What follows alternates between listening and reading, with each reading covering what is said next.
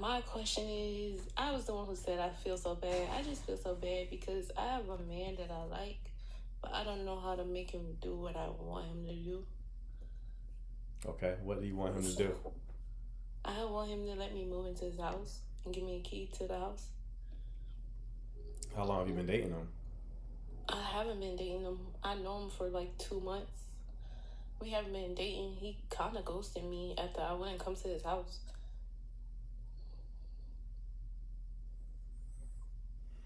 Okay. Yeah. So I just feel so bad. Like now he's talking to me again and we just texting back and forth. And I'm like, yo, what? How do I get him to do what I want to do? You can't. I'm not trolling, y'all. Oh my gosh. Seriously, he bought a new house. He got a 5-bedroom house. It's empty. And I think I can go in there and clean and cook and make it look pretty. Right. But he don't want you to move in, so you gotta, you know, stop thinking about that, right? Well, I've been trying to make efforts to date, With but this energy, you will not do well. what I need to do? Maybe go to therapy. I would advise get some sort of professional help. Kind of fits what's going on up here. Because that type of energy you came up here with, that'll scare any rational man off. Why is that scary? That's my dream. Yeah, because you sound unhinged. You sound crazy. So, yeah. Especially took her down. She's been on here for a while. I don't think she's trolling though. I think like she's a little off. Period. Yo, hello.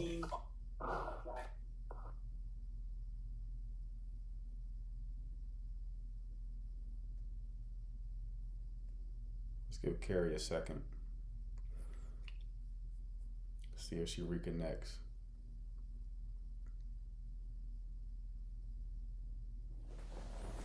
Yeah, if you sound crazy, I'm gonna tell you sound crazy. Like we not sparing feelings here. All right, disconnect that again.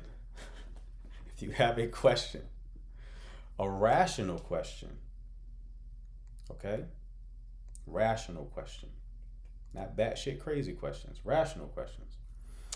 You can hit the button at the bottom of the screen with the blue and pink person, and we'll bring you up. All right.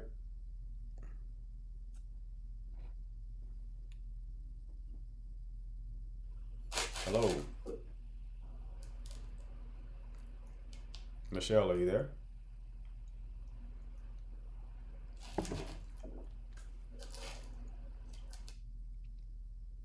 She didn't mean to come up. I want to ask a question, but your chat be wilding. You can't pay attention to the chat, right? That's the first mistake. You gotta just ask the question.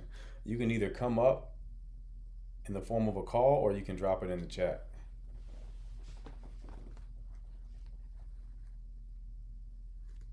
What's Hello. up? Hey man, What's going on, bro? can you hear me? Yeah, what's going on, man? Oh, what's up? What's up? Hey man, Chilling, I'm chill. 31, okay? And the girl I'm interested in is 50. Is that appropriate? How old are you again? 31. Yeah, why not? Oh, dude, age gap. Yeah. Second question. Second question, okay? Uh huh. She was over here at the house the other day, right? We were just chilling. We're hanging out. All we done is talk. We haven't been sexual, intimate, nothing crazy. We just been hanging out. She's going through divorce. She finalizes her divorce. She's been going through the divorce for a while. She finalizes it here soon. All right. We're chilling on the couch here at my house, and we're just watching a movie or something, and her phone keeps going off. Now, like for me personally, I don't care who she talks to, what she does, who she's with, what nothing like that. Right. But was it wrong for me to tell her to tell them that you'll talk to them later? Not really. I mean, this is one of those situations where like your tone and the vibe make a difference. Like you can Okay. say that in like a smooth way, almost conveying like I want you to myself, right? You get what I'm Right. saying? Or you can say that in a way that sounds like controlling. Does that make sense? Right. Yeah. So So she kind of got upset by the way I said. She thinks I care. I don't care. Like we're not together. We're nothing. We're just getting to know each other, hanging out, whatever. But I felt like you're in my home, you're here to spend time with me, Right. why are you talking to other people? Right. Okay. I just want to make sure, like, I'm not in the wrong. Is there something weird with a 30, 50-year age gap? How did you meet her? We just met through, like, her work. Like, her work. I go into her work sometimes. She works at a gas station. Okay. She's a clerk at a gas station. Started hanging out. I do wheel and tire sales. Okay. I sold her some wheels and tires, and we kind of just hit it off from there, How long was she married?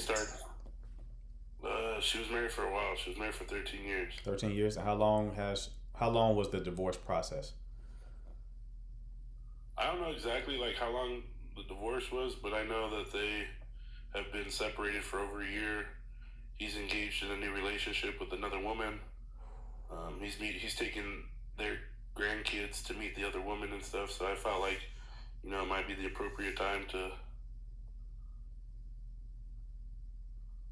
Okay. engage in a new relationship. Okay. So, if she's been married for 13 years, only separated for a year, she certainly isn't ready for a relationship. I can tell you that much. Okay. Definitely not. Right. No, I understand that. That's why I say I'm not rushing on. I don't. We haven't been intimate, sexual, anything like that. We just chill on vibes and vibe together. And how long y'all been talking? Or dating? We've been talking for about 7 months, 8 months now. So like pretty soon after a divorce, but. And y'all haven't done nothing yet? Nah. Why? Because she tells me like she's still trying to get through a divorce, and she's like, she says she admits her feelings for having love for the man. It wasn't her that ended the relationship, and what I mean? He wanted to divorce her? Yes, sir. Oh yeah, she definitely not ready. It's always best if the woman ended it. It's always best because that means like it's a clean break. She mentally broke up with the guy or divorced the guy mentally like 6 months before it actually was requested on her behalf.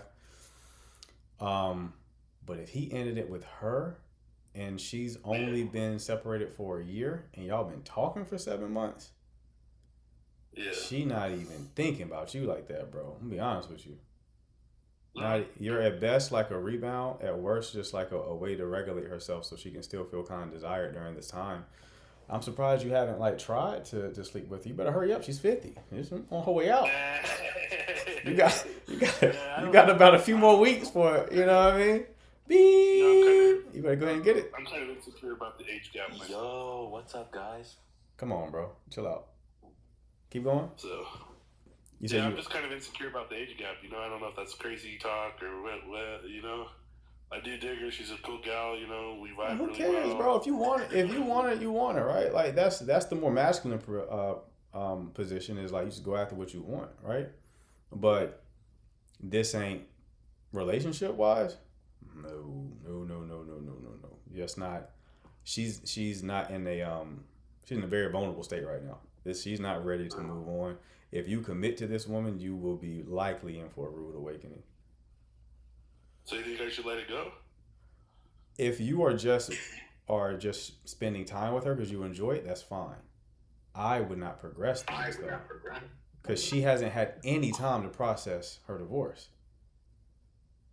No time to process her divorce. She's not coming from a strong foundation to enter into a relationship. I feel that. Okay? Yes, sir. Yeah, so just go to another gas station in the area, find you another little 50-year-old cutie, you know what I mean? Yeah. And make it happen, brother. For sure, man. I appreciate your time. No problem, Chief. You take care. See you later. All right. Nick, what's going on? Man, do you remember me again? I'm trying to make sure you remember me. Bro, you have a You told black... me you'll get help. You told me I done been on your line like twice, man. I don't not feel like telling this whole story, man. Bro, you got a black screen. What are we talking about? Oh, fuck, man. Because every time I tell my whole story, your chat go in on me, so that's why I don't want to... Just give me, what's the last thing I told you? Just so I can... You told me you'll get help, man. You said work on yourself and this and that, and because me and my ex, cheat on each other, and we was about to get married, and all this other bullshit. That's what I'm trying to. Were y'all long distance? Yeah, long distance. And I told you that No, not long distance. We were like a long-term relationship. Okay, I vaguely remember. What's going on now? You don't have to recap. What's going on? Okay, so we're back talking now. Did I tell you to go to start talking again? No, you did not. Did I tell you the opposite of that? No, you told me to work on myself. And okay. I'm like, and I was like, I was tired of the no contact bullshit, and I was just like, fuck this, I'm gonna just hit her up, and then we hung out that same day, and we hung out twice. Okay. But then I feel like the guy she cheated on me with or whatever, she not talking to him no more. Like, she said they're done. You said that you cheated on her, but she don't know you cheated on her, right? Yeah, but I told her though this time. I told her. Bro, I would never take a woman back who cheated on me, but go ahead, keep going. Damn, I didn't even take her back. What the fuck? I wouldn't even entertain. Like, you'd be dead to me. I'm disgusted by you after that, right? I'm not even attracted to you no more. But keep going. We're different. Keep going. Damn, y'all. See, this what I'm talking about right here.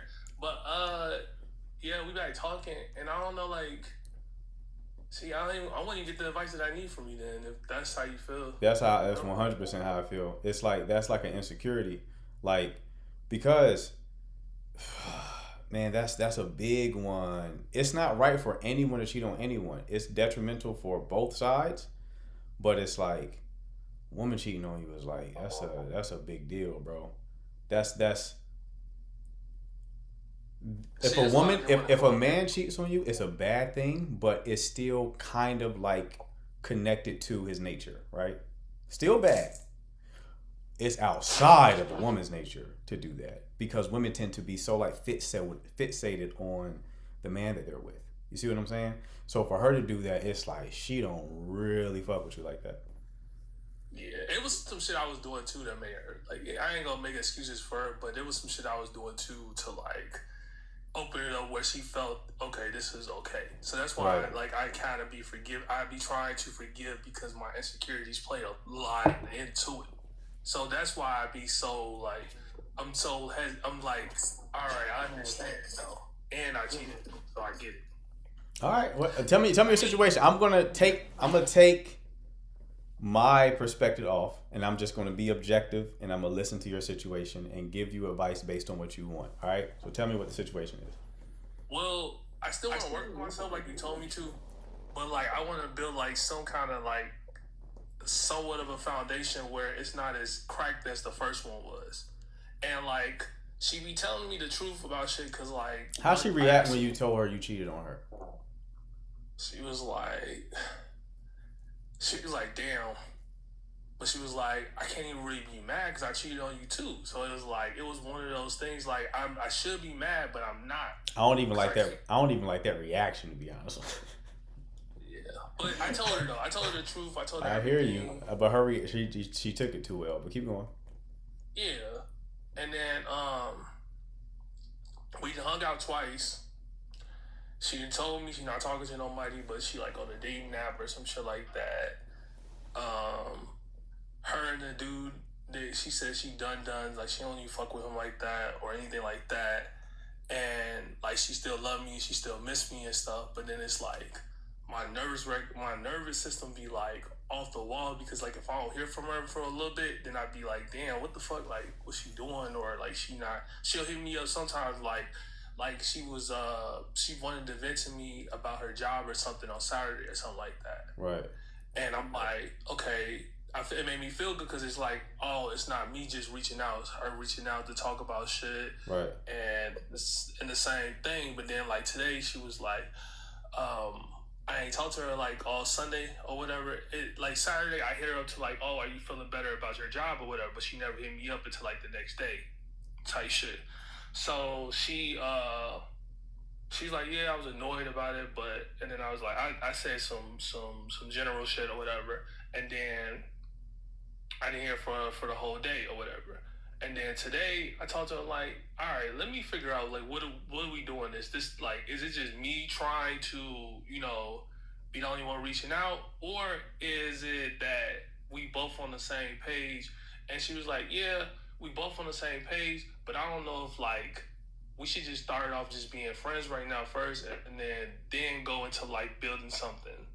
And I'm like, all right, but then now I'm like, okay. She was like, I was like, are we gonna be able to hang out this week? And she was like, yeah, but I got a lot of stuff I gotta do. Like I'm getting dinner with my friends, I'm doing this, I'm doing that, and I'll let you know. Do I just like leave her alone completely and then wait till she reach out, or what should I do? I would leave her alone completely, as in leave her alone completely, and not deal with her anymore. See, that's all right. Right, and that's coming from a different place than where I was originally. Originally, I was like, ew, yuck. Like, that's my perspective on cheating. I get that from a man and woman's perspective, but just me personally, if someone cheats on me, it's like, I literally am not attracted to you anymore. That's the first thing. But that off the table, you basically are telling me that you have some degree of anxious attachment. If you're anxiously attached, you cannot be with someone who cheated on you. You can't do it. When I told you to go work on yourself, you took a week off and came back. That ain't working on yourself, bro. That means like take a year, go work on yourself. What did you do to work on yourself? You read a book? Watched a YouTube video?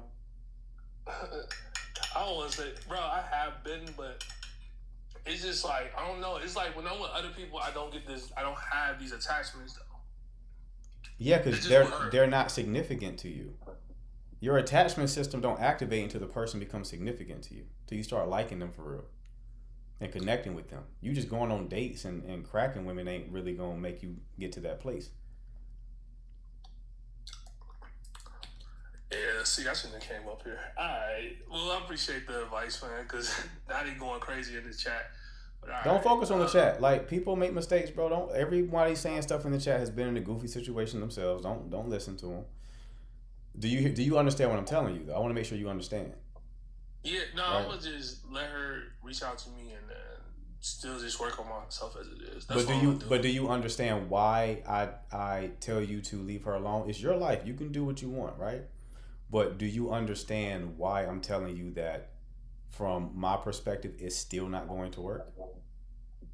Yeah, because there's no trust there really. Right. She's gonna keep. I'm gonna keep like if she do the smallest shit, I'm gonna just like overreact on it. Exactly. I'm going right to, now, start crashing out about it. 100%. So, yeah. Right now, you just want her. Right now, you're fixated on getting her back. Right. So no, I don't even want that. I just want like some reassurance. Like, all right, we work. Like, cause I know I have a lot to work on though. Like, I know I have to work on myself. I like have to like figure out this attachment style and conquer it damn near. Like, learn how to regulate my nervous system to the point where I don't have these. But here's the thing, and this is why it's difficult in this situation. I won't say it's impossible, but it's like in scale from 1 to 10, this is like a 9.5 in difficulty. In terms of all the situations you can be in, because you can only heal your attachment system within a relationship. So you're putting yourself in the worst possible situation because you already know shorty cheated on you. Right? But it don't. But I don't know. It just doesn't make me that mad though. Like when people say this, like I understand what other people. No, we're not talking about you being mad that she cheated on you. What I'm talking about is like, look at even right now when she's not responding to your message. You're already wondering what she's doing. That's what I'm talking about. That thing is going to drive you crazy in a relationship because you know she cheated on you. I'm not talking about you're mad about her cheating on you still. What I'm saying is you're going to be assuming she's doing that now when she's not being responsive to you. When she says she's doing X and you're like, what if she's doing Y? If she says she's going to the store, but then she's at the store for a little bit too long and you're like, it don't take that long to go to the store and come back. That's when you're going to be like, what are you really doing, right? That anxiousness is going to start. Then you're going to start questioning her. You'll probably start accusing her of cheating. She's going to get mad about that. And then once she's likely to do it again, just off rip, right? She's likely to do it again. Cheaters tend to cheat. You understand? You taking her back. So yeah, you taking her back increases the odds that she will cheat again because there wasn't any consequence to her cheating because you came back. So why not cheat again? Nigga gonna come right back to me. So you have one variable is she's likely to cheat again. The other variable, which is big enough by itself, and the other variable is that you're anxiously attached. So you're going to be assuming that's what she's doing, or not be very trustworthy because you know you're not with a trustworthy person. So you're in a situation where you can't heal your attachment system because you can't reach stability to do so because you're in such a chaotic situation. Okay. That makes sense? All right. Yeah, no, it makes sense. Okay. Like I said, I'm gonna keep working on myself and Okay. keep doing those things. It's just. I want you to win, bro. It's coming from love. Like, I'm not trying to put you in a bad situation. I really wish I could just like hit you up for a private shit, because it, like, I ain't gonna lie, I be feeling insecure coming up here sometimes. That's I get it. really I get it. I understand, bro. Just try not to look at the chat when you're talking. But yeah, we can talk more about it. But like that's like my read on the situation. I would prefer to see you like dead this, and then if someone say it's get the hard. course. It's hard to dead it when you like, even like when people just say, oh, you know, go find another one, then you just be like, all right, but then the person that you want, you basically fucking up the ecosystem, because like you really not really into these people that you are going out and begging for and shit, because then you want that one person that you can't have. So then they be like, oh, let her go, but then you go out and then go hurt the next woman, then you go hurt this woman, then you go hurt that woman. So you create these women that's hurt because one woman hurt you. And instead of just going to heal and then just like dealing with these women and shit like that, it's just but the part that you're not factoring in is you don't have to go out there and date anyone right now. Part of healing is like whole time. Right, but that's part of the healing though, right? Is being alone and sitting with those uncomfortable thoughts and those uncomfortable feelings. Right now, you're using other women to feel better. You're not using other women. I'm not using no woman though, because like I think the last day I went on was like 3 months ago. So no, I don't. Okay, well that's good. That's good. But like, yeah, you gotta sit with that though. You gotta sit with that and feel those feelings, because over time, those feelings will decrease in intensity. Somebody said to tell you to get the course. You can get the course. It covers stuff like this, and then you'll have access to me on Telegram where I can kind of coach you a bit. So think about that. But I wish you the best of luck, bro. All right? All right, man. Take care. All right. Sweet, what's going on? Good, how are you? Good. What can I do for you? Two questions actually. Sure. I want to know if it's selfish of me. I've been divorced for 5 years. Okay. And my child, she's old enough now, and she's been asking me she wants a brother or a sister, and I don't feel like I want to put myself out there. Is that selfish of me? I mean, I don't think so, but why do you not want to put yourself out there?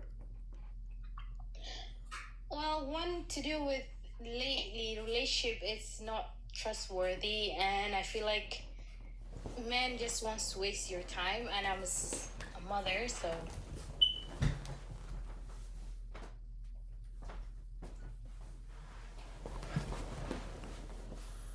Okay, so you think that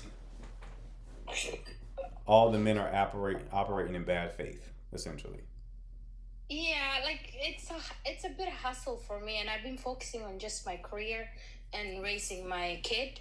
Okay. And finally, I'm in a good position, and she's like old now, 8 years old. So she's always like, "Mom, I need a brother and sister," and I'm like, "What am I gonna do?" You know, like I don't think I can put that stress on her, putting myself out there and myself. Okay. So you're not selfish for not dating so that you can provide your child with a sibling. That's not selfish at all, right? But you are letting fear control you.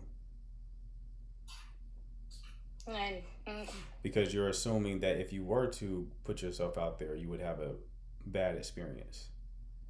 Because you probably had a bad experience, and that hurt you to a degree that you're assuming that everyone is going to hurt you in the same way or worse. Which isn't true.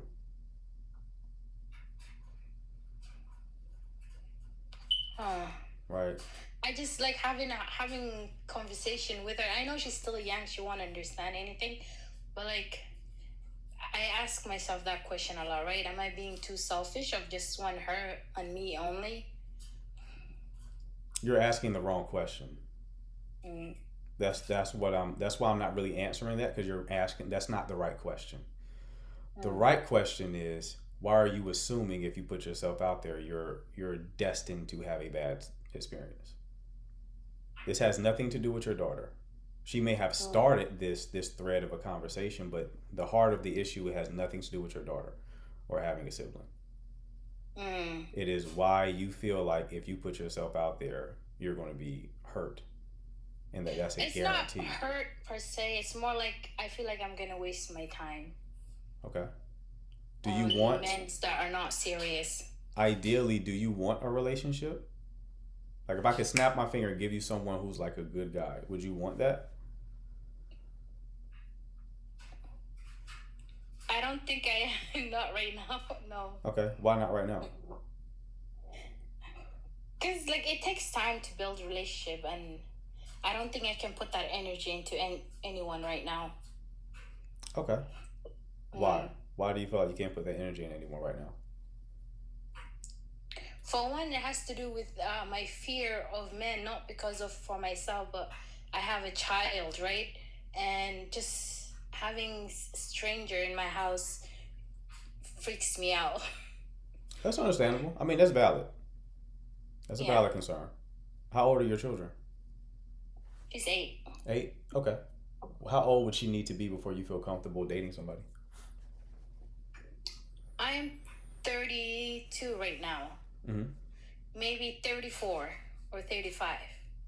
So in 2 years. Like when she's like 10 or 11, then she can probably communicate. Like anything goes wrong, you know? Okay. Yeah, or never. I don't know. Yeah. I still feel like fear is talking, because 8 years old is enough. That's old enough where they can communicate if something goes wrong. Like, I have a 9-year-old, so I know this. Yeah. So you basically said 2 years, right?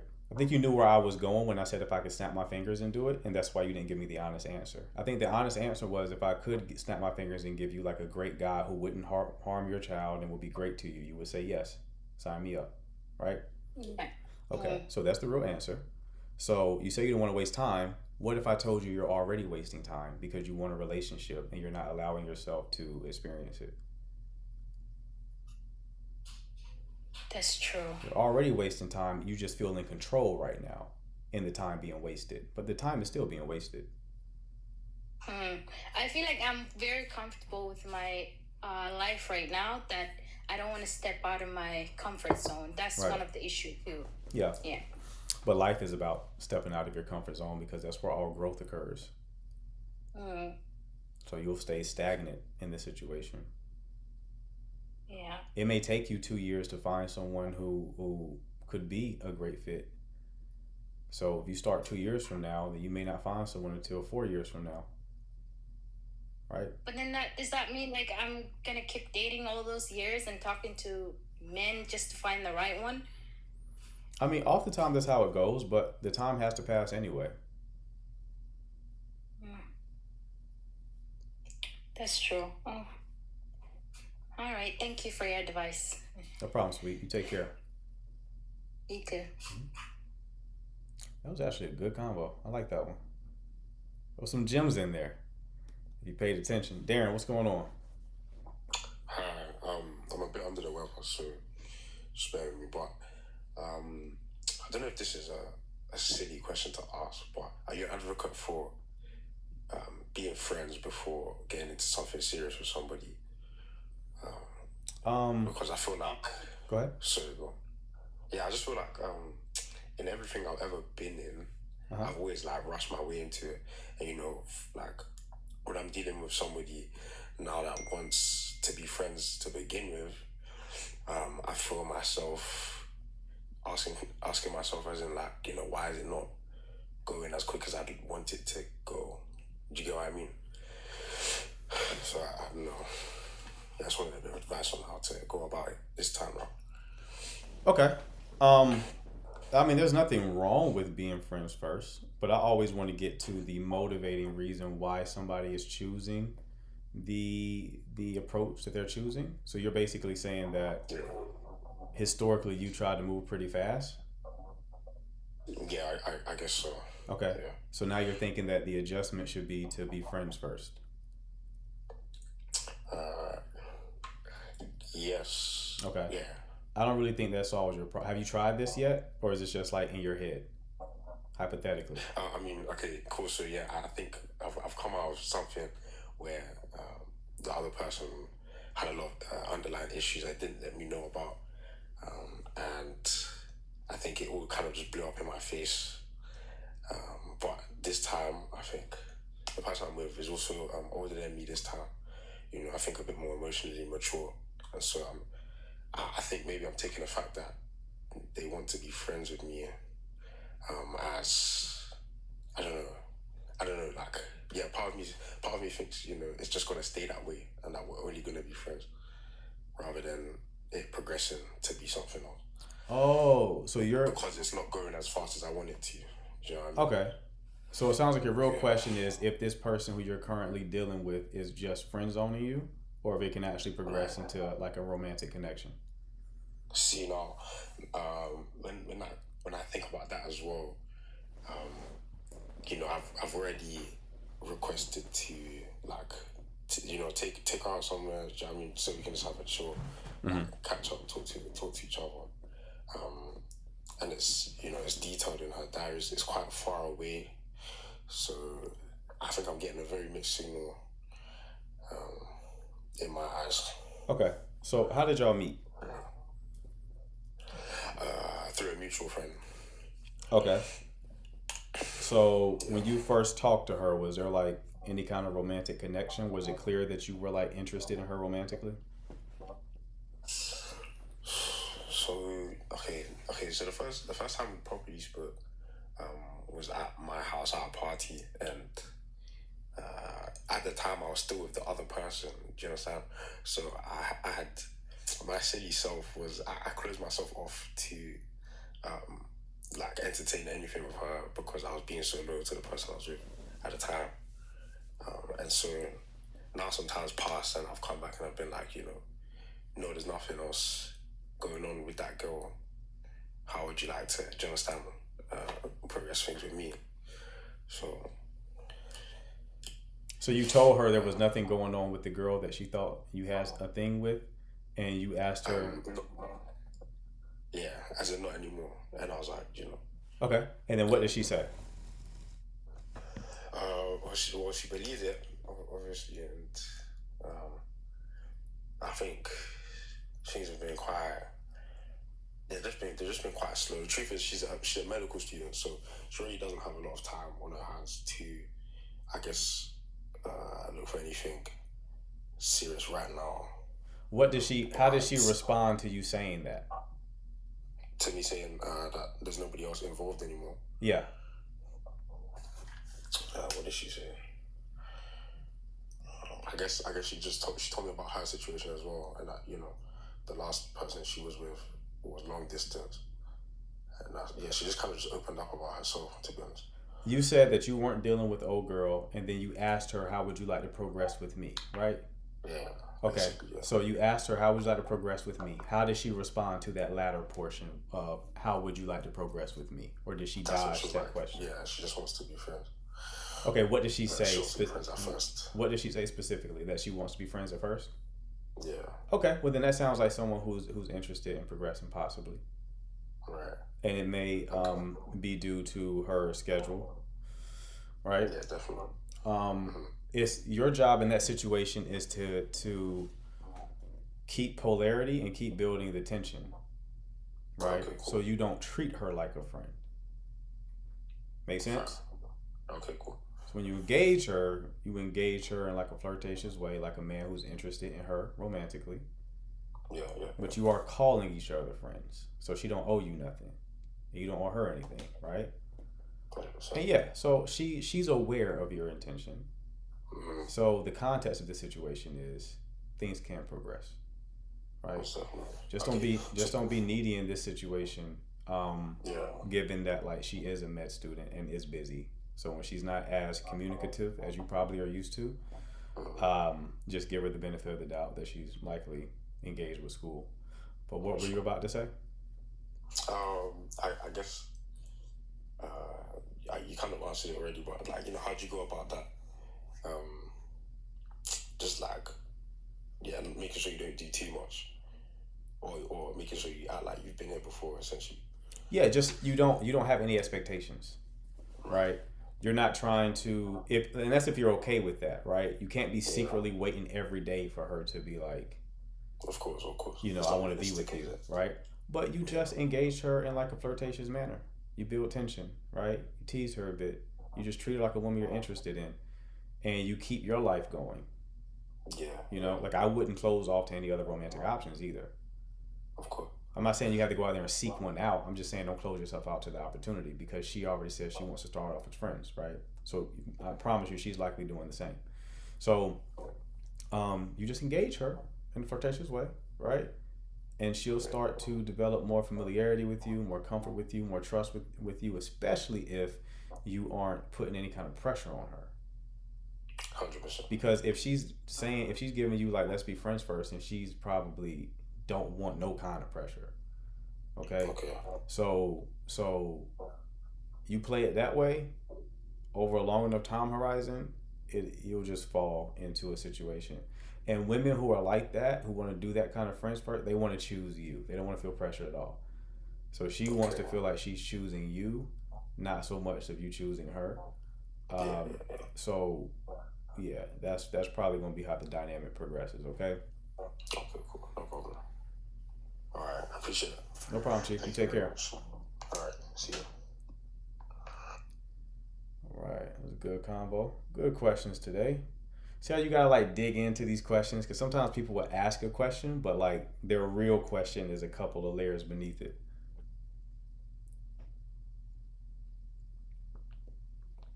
Again, people, if y'all want to come up, just hit the button at the bottom of the screen with the blue and pink person, and I'll bring you up. We'll talk about your issue. Alternatively, you can drop your question in the chat. All right.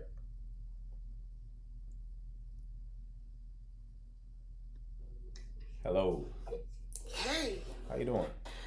Well, thank you for sharing this, because sometimes ladies, hi everybody. Sorry, don't want to be rude. Ladies, we just don't know what we want because we're confused. Because sometimes it's like a pent up feeling of what we experienced before, and then we're being too careful, and then we chase off the nice guy. You understand? Like, we're so scared, like we don't want to be hurt again, that we're so careful, like unnecessarily careful, that we don't even go with the flow. And then the guy just like, okay, I'm out. And then we say, oh, he just tapped out. No, we just being scared because of what another guy has done before. Right. You understand? So yeah. So relationship can be made regardless the age, the stage, or whatever. But with women, it's more emotional than physical. Right. So we get scared. That's my point. That's why I came up to tell you. No, I get it. Do you have a question? Yeah, my question is, so how do we make a guy understand from our viewpoint that this is our point of being scared, and then they understand us from that and be patient and wait a little longer? How can they wait a little longer? Some people just may not be willing to wait like that, right? Oh, that's just the reality. Like a guy who may have a temperament to where he wants to be patient like that, yeah, he may wait. But other ones, they're like, okay, well, this ain't got nothing to do with me. I didn't hurt you, so I'm gonna go get somebody who I don't have to be so patient with, right? Okay, my second question is, should we just wait until we are healed before we do any other relationship? It depends on what you're healing from.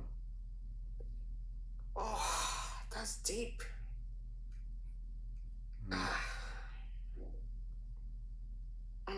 Okay. Okay. Depends on what you're healing from. Because we end up just bringing up the same hurt to the next. Thank you so much for giving me the time. That's my question. That's it. Absolutely, lady. You Thank take you. care. All right. Thank you. Y'all chill out in the chat. Chill out. Chill out. Let's see what's going on, big dog. All right, if you have a question, hit the button at the bottom of the screen with the blue and pink person. We'll bring you up. In the meantime, you can drop your question in the chat. Okay. Yes, she did have a question. You get the person thinking. I appreciate that about you. I appreciate you appreciating it. Anna, what you laughing at, man? What's going on?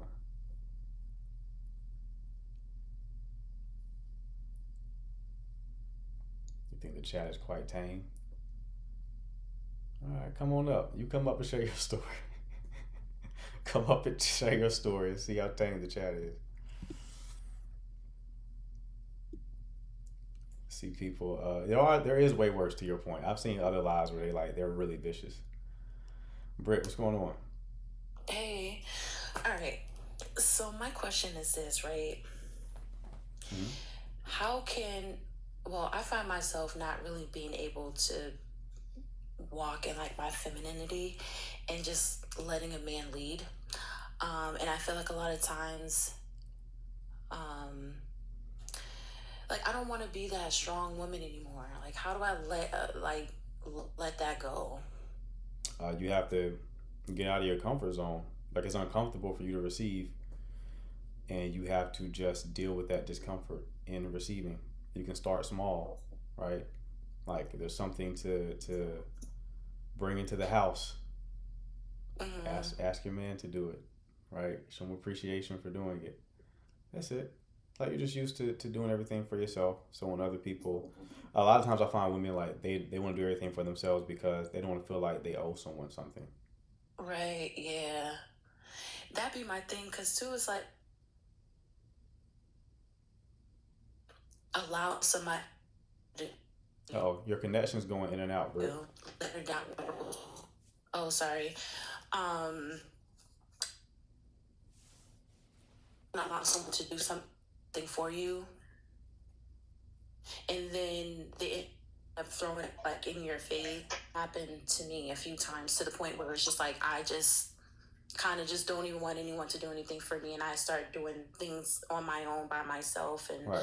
and it's like I don't want to be like that anymore, but it's just hard to really let that down, like let that guard down, to allow somebody else to step in and to like take things off my shoulders and like, just actually do things for me. Yeah, and that's what hardens women's femininity up. It makes them a bit more like lose touch with it. I'm gonna tell you like what happens. There's two paths you can go, and I want to tell you like the correct path. This is the second path I'm going to describe to you. The first path is women. They're feminine because they're little girls, right? And then they grow up, they mature, and then they start dating, and then they get hurt, right? In different ways. And then as they get hurt, they feel the pain. They don't fully process it. Instead, they come up with rules to prevent themselves from getting hurt again. And that rule basically hardens them. It closes them off. To be feminine, you have to be open. You got to open. But they go through bad situations. They close themselves off, right? And then that hardness comes across in their behavior too, where they don't receive things well. Like they start to become a buzzkill, right? They kill the vibe on dates. They go on dates like, have you been in therapy? What are you looking for, right? They start doing that. They overcorrect and become more hard, and they just kill the vibe. So that's the wrong path. It's the default path because you don't know any better, right? Right. But that default path closes you up. The actual path is when someone hurts you, you just feel it. You don't have to come up with a new rule. You don't have to come up with a storyline. You can just admit the truth, which is that person hurt me, that hurt. And you feel it, right? And as you feel it, and you intentionally try to feel it, you process that emotion. To process an emotion is not to think about it. It is not to create a story out of the experience. It is simply just to feel. When people talk about healing, a lot of healing is just feeling. Feeling shit that you are unwilling to feel. Most people want to suppress the things that they feel. Most people want to, distract themselves with like new bodies, right? Or work, drown themselves in work. Healing is feeling. You got to feel, right, what's going on, the things you're running from, right? So the way that you preserve your femininity is you go through a bad experience because there's no avoiding it. It hurt. That's the only story you need to tell yourself is that hurt. That person hurt me. You don't have to say that person hurt me. You can just say it hurts, right? As you feel it, that feeling starts to decrease in intensity. It's like a wave, right? You process an emotion where it's like it builds like a wave and then it like recedes like a wave. And when you feel that receding portion, that means you processed it. Now you may have to process it again and again, but every time you process it again, that wave is smaller. It decreases in size, right? Okay. So when you do that, you keep yourself open. But that's just so hard. It is. It's very hard. To keep myself open. And I don't like it. I don't like the feeling of being open. Right. It's hard. It is. But if you have to go it's like you either feel the pain now or you feel it later. So when you keep yourself open, you feel the pain now. Feeling it later looks like you make rules to protect yourself, but then you sabotage future connections. And then you feel the pain of sabotaging those connections. Right. So you just don't get what you want in life.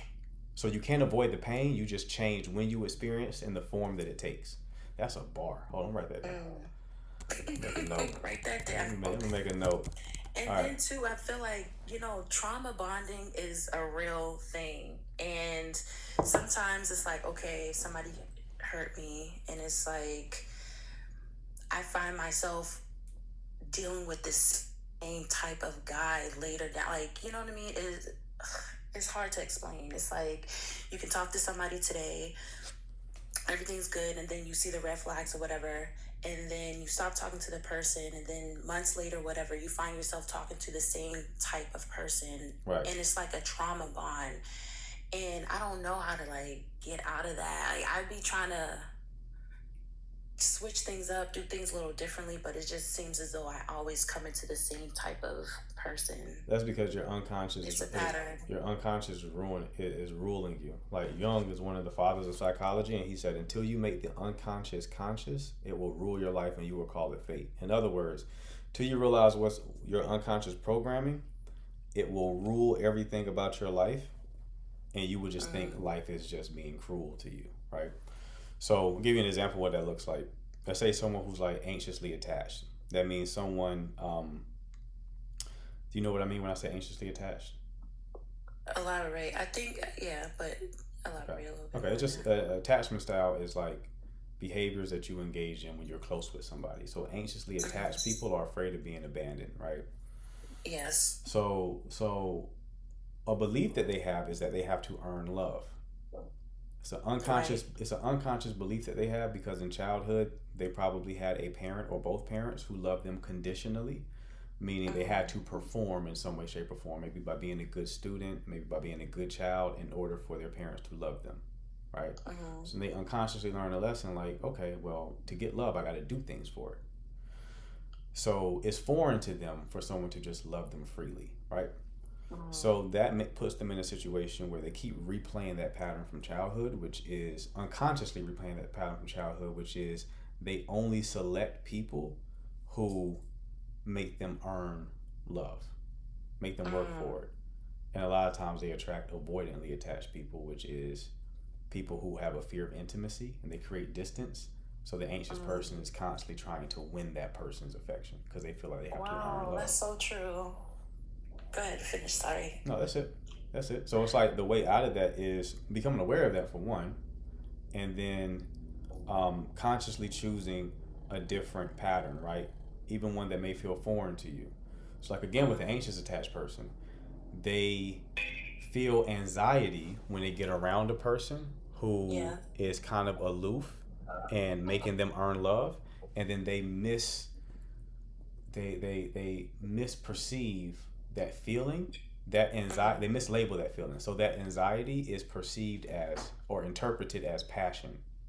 Yeah. So they're like, okay, this person is giving me anxiety, but anxiety is being perceived by me as passion. So I must feel very strongly for this person, so I must need to be with this person. But the person who you actually have a good connection with is a person who probably doesn't create that anxiety. In other words, it's a person who probably won't make you feel that passionate and excited, right?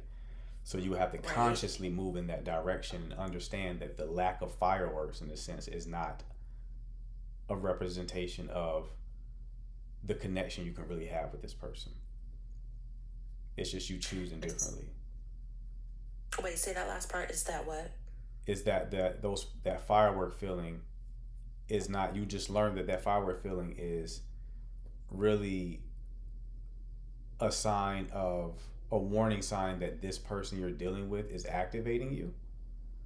And the person who you're connecting with who's not causing that firework feeling, the lack of that sensation is not an indication that you should not be dealing with this person. So a lot of anxiously attached people are they're feeling that feeling that they are associating with passion, and then they're only choosing people who activate that. And if you don't activate that, they just feel like there's no real connection here because they don't know what's really going on. Right. Like they choose the guy who like they text and then the guy doesn't text back for hours. And like, what is he doing? That anxiety you feel about the guy not texting you back. It's like, oh, what was he doing? It's like that anxiety. You're like, I feel very strongly about this person. So they want to lean in more into the connection. Right. So it's like, it's just becoming aware of this stuff and making the stuff going on underneath your conscious awareness, becoming conscious of that so that you can make more intentional decisions. Understood. Thank you. I know I was a little chatty. You're good. I appreciate it. Thank you. No problem, love. You take care. You too. We're rolling today. Forge and Rise. What's going on, bro? Hey, how you doing, sir? Can you hear me? Yes, sir. I'm great. How are you? Doing pretty well. So my question really is, this is more of a leadership aspect, right? I'm in a relationship. Okay. And my question is, how do you be a better leader in the relationship, right? I'll give you a little backstory. My partner, she is 23, and I just turned 29. I've been, I got a lot of life experience prior military. I was married before for about 2 years. Didn't work out. Crazy stuff. With this relationship, I noticed there's an age gap, and I have a lot of love for her, learning who she is as an individual or person. I'm just having a hard time dealing with the self-sabotaging tendencies, like constantly thinking I'm doing something or cheating or whatever. And I don't, a little more backstory, she lost her mom when she was young, and I never had a father. So I'm trying to figure out what is considered normal versus what is me compensating. You know what I'm saying? Like her self-sabotaging habits that she'll have is, she just gets in her head, and I reassure her, she wants reassurance, but I'm not sure if I'm leading this properly, which is, just do your best to reassure her, do what I gotta do, focus on, making the money I gotta make and everything.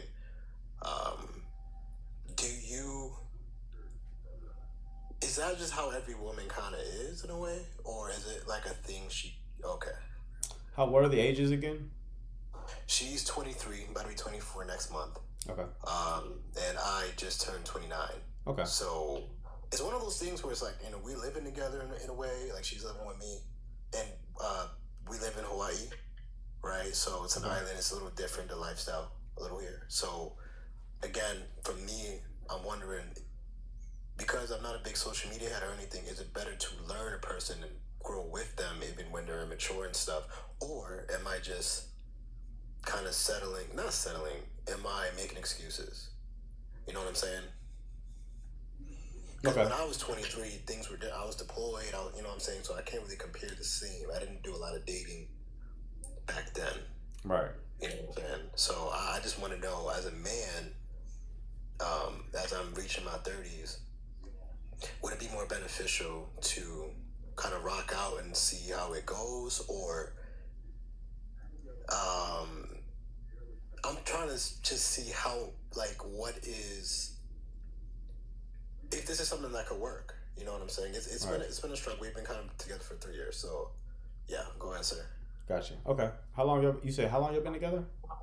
About 3 years, two Okay. and a half to 3. It's been off and on, mainly just because of me understanding, not only myself but how she works and stuff. But I kind of, got into a situation where I'm like her therapist slash her boyfriend slash her every type of thing, and I'm not sure. Like, okay, is this considered a good relationship because she's relying on me? Don't be things, her. or am Don't I be. enabling her? Don't be You know her. what I'm saying? Don't be her therapist. You're not her caretaker. Don't do that. Don't play that role. Okay. Never cheated. Okay. What was the reason for y'all being off and on? Well, there was boundaries that she didn't really understand. Like, you can't just come over my place and decide to stay here forever. Like, she's not. She's still figuring out what she's trying to do in life, and I'm, trying to guide her a little bit. But sorry, what was the question you asked her? I kind of got away from it. What was the reason why y'all were off and on? Off and on. It was me, really, because I just got out of the marriage and I was trying to, figure it out. But she don't have like a big body count or anything. It's just she had 1 or 2 partners before. So because we're in an age where people are kind of shopping for people, pretty much, like, they don't really put up with stuff. I'm wondering if it's better to kind of be more old school and just kind of rock with the person for a bit and see how things are gonna go, or is everybody kind of just on this, like, no, she was not my rebound, y'all. Come on. Don't pay attention to the chat, bro. Don't pay attention to the chat. No worries. I appreciate y'all. But yeah, it's just one of those things where, the more success I'm getting, she's kind of getting more nervous, and like, she's like, oh, you're gonna end up leaving me, this and that. I'm like, look, you need to stop thinking like that. That's not, you're kind of, putting it into, you're kind of making me think of that, and it's just like, man. And it's hard, she's kind of like, because she lost her mom when she was 6, Right. and she, like, her whole family is kind of hectic, but they got some love. They know how to love, So I know she's young, but again, it's confusing because I'm like, okay, she's a little younger, but when I was that age, I was really mature on things. I was dating older people. You know what I'm saying? So Okay. Question. yeah. So she didn't. This insecurity didn't surface until you started progressing in life. No, she had it before, but I thought she was just insecure because I was married before, right?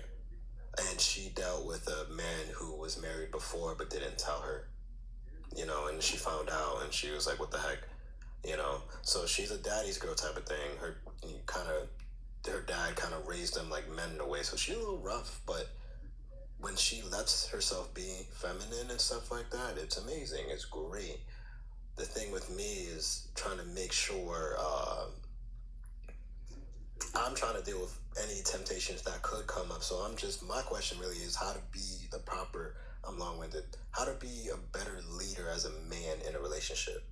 I could let her go, this and that, but I'm not even thinking of that right now. I'm more so thinking of like, okay, this person is important to me. So how can I become better as a person? When it was off and on, were you the ones who you were the one who ended it each time? Oh, what I mean by off and on, yes, it was me. What I mean by off and on, I never went and dated anybody else or anything. It was just more of, we were around each other 24/7 all the time. You know what I'm saying? And she didn't understand I need space as a person. She would be a little nervous as to like, what's going on, what's up, like, is there someone else? Do you live a second life? Because of what her dad told her, or let's say TikTok, how people be talking, and I'm like, no. Like, I just honestly be doing my thing, play video games, schoolwork or whatever. But I'm not an ugly man. I'm an attractive man. So she kind of, and she's an attractive woman. So she kind of gets in her head a lot, and I'm like, is this thing something that's gonna just progress and I just gotta let go, or is this more of as a man like suck it up and deal with your woman type of thing? You can't know for sure. She's clearly like sounds like she's a bit anxiously attached, right? She has some previous trauma, so she has like trust wound. The mistake that was made was like ending things and getting back together. So with her, safety is low, right? And every time you ended the relationship, you decrease safety.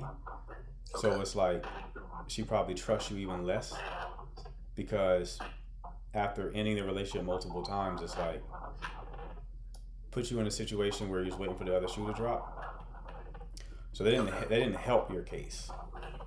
When it comes to leading, part of leading from like a masculine perspective is you accurately identifying where she can grow and then bringing that to her awareness in a loving way.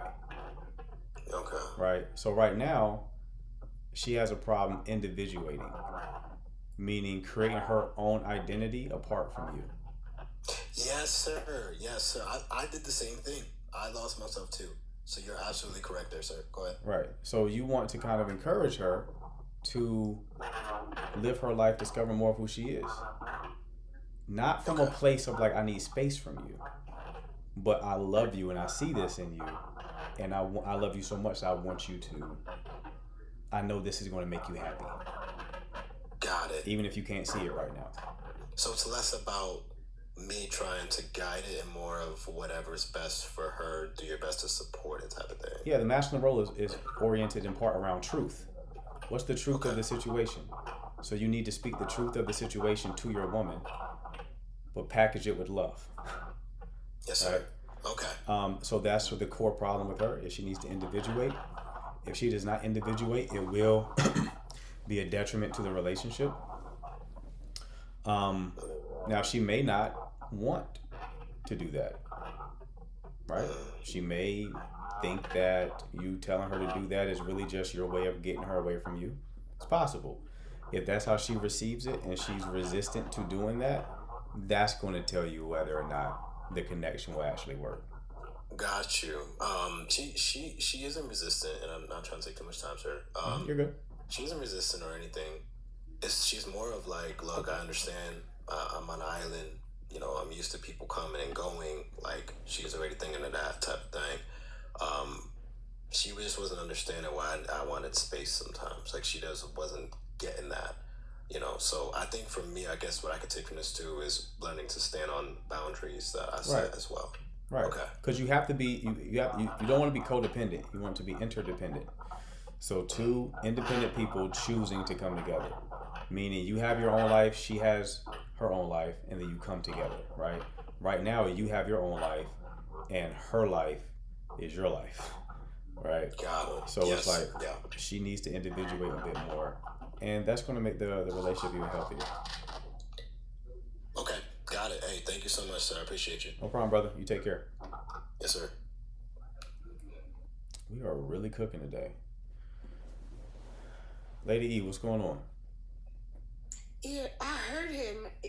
He makes a lot of sense. But from a woman's perspective, it's like we want to communicate, but we don't communicate. I think we don't communicate the right way. We carry on, like I said earlier, we carry on the hurt from the past to the present. And now we leave a guy just like him trying to figure us out.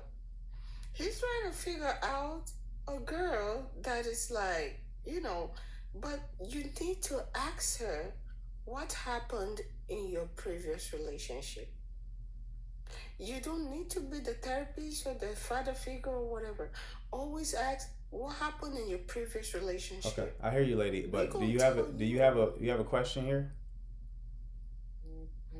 Yeah, that's what I'm saying. Like, no, why don't you ask? what is your question to me? Not to him. He's gone. Do you have a question here? Oh, sorry. I texted on the message thing that I needed Okay. to add something to what he was saying. Gotcha. I'm sorry. No, you're fine, love. Yeah, It's you fine. can But drop yeah, it. he already answered that question. He knows why. She was dating a guy who was secretly married before him. So he knows Oh, why. He shared that in his okay. story. Okay. Okay. But I Okay. appreciate you, love. You take care. Okay, I'm sorry. You're All good. right. You're good. Bye. All right. Why are there people duplicating here?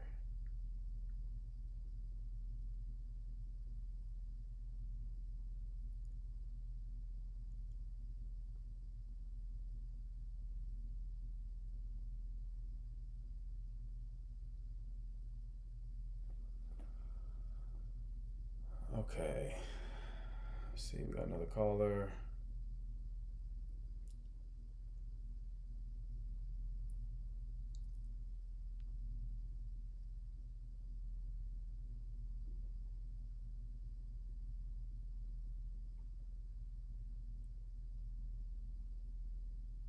Hello.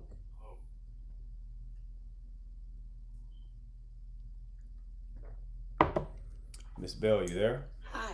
Hi.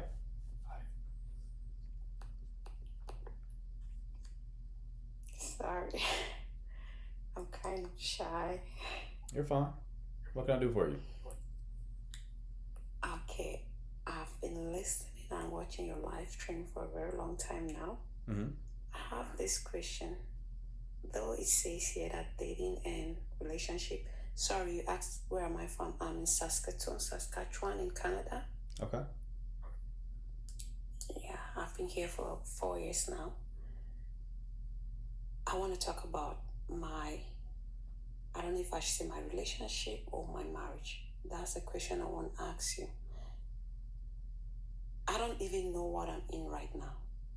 Okay. Living as a married woman, and my husband lived 5 years away without me, and he always forget my birthday. He doesn't remember any of my, like, anything about me. I have to remind him about everything, including my son's birthday. And he doesn't want us to be on a separation, and he still insists we are married. Is this marriage, or am I just wasting my time? It sounds like both. Sounds like you're married to someone who's wasting your time.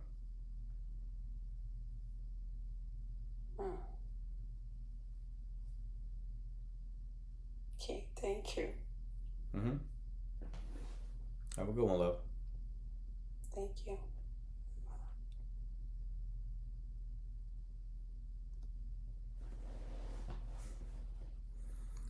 All right. If you have a question, dating and relationships, you can hit the button at the bottom of the screen with the blue and pink person. I'll bring you up, all right?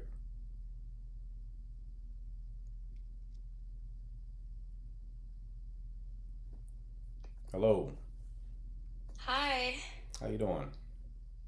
I'm good. How are you? Good, good. What can I do for you? Okay, so recently I got into an argument with my boyfriend.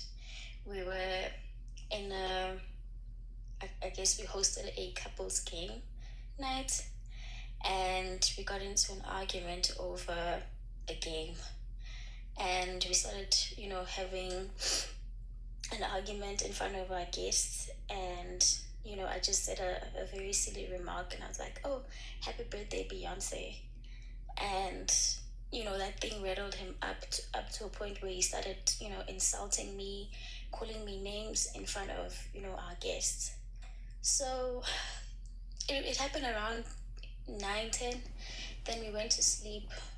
Around the 3 a.m. I started trying to have a conversation with him, trying to reason that whatever happened earlier, I didn't appreciate it and all that. And it started again. He was so angry. He started calling me dumb, like a dumb bitch and all that. And I just took my things, I left. So now I'm just sitting, I'm having quite a lot of regrets and all that, and I don't know if I should call him. What do you think about that? How long have y'all been together? We've been together for 2 years and a couple of months. Okay. Is this behavior out of the norm for him? It's not. It's been happening quite a few times, but we've talked it out and he had improved from it. But now I feel like he's just spiraling back to the things that happened. Why did saying happy birthday Beyonce trigger him so much? I don't know, but from my observation, being at home after I left, I thought maybe he thinks maybe I was belittling him and making him feel small or something. How is that the case? Because I could tell in that way, because I kept explaining my point of view in regards to the game, but he just kept on, going onto me, and I just like, it's fine. You want the conversation? Okay, happy birthday, Beyonce. Whatever. Did he perceive like you called him Beyonce or something like that? That's what it sounds like. I mean, I don't know how he took it, so I honestly don't know. It seems like a very overreaction for sure. But the real problem here is that this has been a consistent pattern of him like verbally disrespecting you, right? Okay. So what's the main question that you have here? So I just want to know if maybe I did the right decision for myself, or maybe should I just leave it however? Because when I speak to some of my friends, they're just like, you're prideful, just apologize and just get over it. Do you talk to him like that? No, I've never spoken him to it like that. It was just the first time, and out of frustration, and that was it. Okay. All right.